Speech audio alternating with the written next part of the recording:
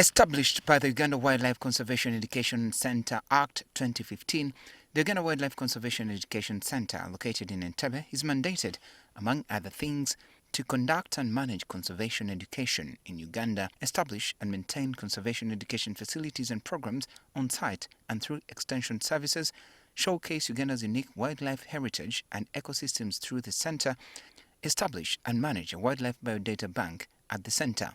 It is also to conduct the rescue, rehabilitation and release of wildlife species, promote wildlife breeding for conservation and commercial purposes, and collaborate with other institutions in the execution of the mandate of the centre.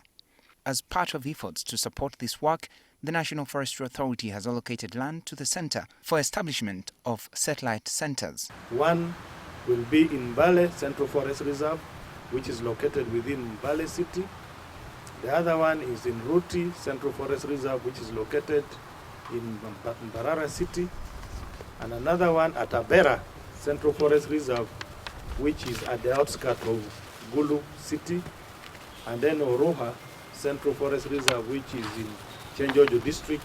The authority's National Executive Director, Tom Okello, says this is not only to help raise revenue, but also create awareness about the need to protect forest reserves for sustainable utilization. And we expect this collaboration to lead to greater awareness of the roles of the two institutions and our mandate, and also greater awareness on the importance of forests and wildlife in the country, and also greater awareness amongst the leaders, the local government leaders within these areas where these wildlife conservation education centers will be located, and above all, support to the conservation of these forest reserves for sustainable utilization. Meanwhile, the Uganda Wildlife Conservation Education Centre Executive Director, Dr. James Musinguzi, says the signing of the MOU was testament to the power of partnerships and will help take conservation closer to the people.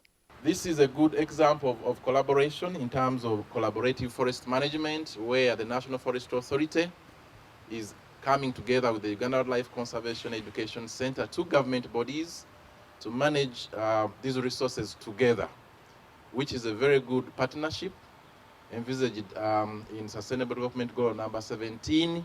But what will be the cost of establishing the satellite centres? The work is starting this financial year, and we are starting with Mbale site. The cost of each center is about 22 billion shillings. We are starting with 5.1 billion in this financial year has been allocated in our capital development budget by the government of Uganda. So we are starting as soon as the handover is made.